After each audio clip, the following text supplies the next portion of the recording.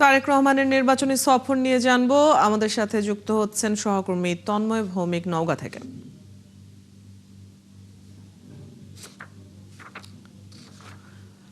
দুঃখিত দর্শক, সহকর্মী ফরহাদ ইবনে মালিক আমাদের সাথে যুক্ত হচ্ছেন।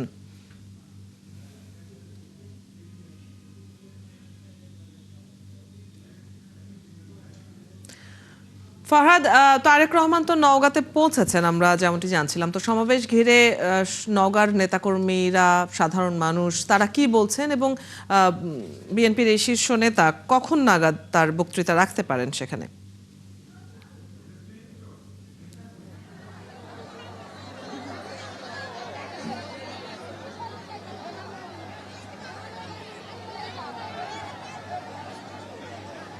অদিতি, তারেক রহমান কিছু সময় আগে, অর্থাৎ এখন থেকে ঘড়ি যদি আমরা ধরি, তাহলে যখন ঠিক 6টা 1 মিনিটে তারেক রহমান নওগাঁতে এসে পৌঁছেছেন, মানে একেবারে সমাবেশ স্থলে এসে পৌঁছেছেন এবং তিনি এখনো গাড়ি থেকে নামেননি। আমরা নিশ্চয়ই আমাদের সহকর্মী অন্তরের ক্যামেরাতে আমরা দেখাতে পাচ্ছি দর্শকদেরকে যে তিনি এখনো তার যেই লাল সবুজের যে সবার আগে বাংলাদেশ খচিত লেখা যেই গাড়িটি রয়েছে, সে গাড়ি থেকে তিনি এখন নামেননি। তিনি এই নামবেন এবং সমাবেশের জন্য কিন্তু নেতারা উপস্থিত রয়েছেন মঞ্চে। নিচে যারা আপামর জনসাধারণ অর্থাৎ নওগাঁর মানুষ যারা রয়েছেন তারা কিন্তু অপেক্ষা করছেন, তারা কিন্তু দীর্ঘ অপেক্ষায় রয়েছেন।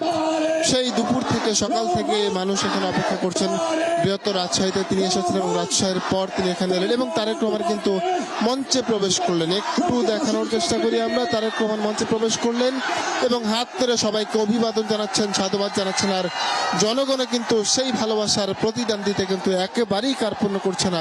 সবাই কিন্তু হাত ধরে তার ভালোবাসার প্রতিদান দিচ্ছেন।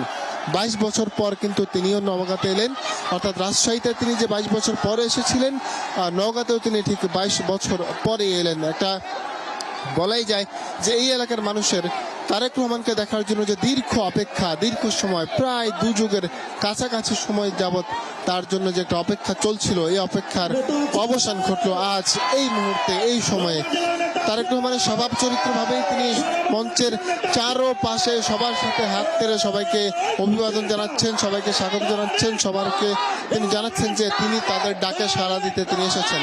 দীর্ঘ 17 বছরের বেশি সময় যাবৎ তিনি যেমন দেশের বাইরে নির্বাসিত জীবন কাটিয়েছিলেন, সেই নির্বাসিত জীবন কাটানোর পর তিনি যখন বাংলাদেশে এসেছেন, এসেই কিন্তু তিনি নির্বাচনী প্রচারণা শুরুর পর তিনি একে একে প্রত্যেকটা বিভাগীয় শহর থেকে শুরু করে সবগুলো শহরে তিনি যাওয়ার চেষ্টা করছেন।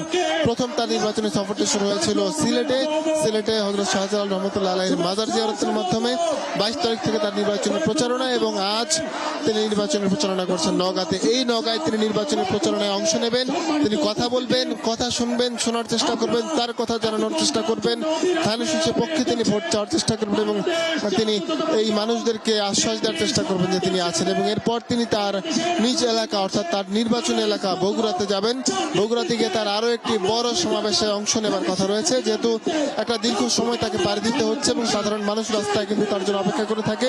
কিছু সময় আগেই তিনি যখন রাজশাহী থেকে বগুড়া নওগাঁ আসছিলেন, মাঝপথে কিন্তু সাধারণ মানুষ তার জন্য অপেক্ষা করছিল। তো আমরা এই বিষয়টা দেখতে পাচ্ছি যে তিনি এখন বসেছেন এবং বক্তব্য দিবেন। কি বক্তব্য দিবেন, কি কথা বলবেন, সেটা নিশ্চয়ই আমরা আপনাদেরকে জানাতে পারবো আমাদের মাধ্যমে। অদিতি।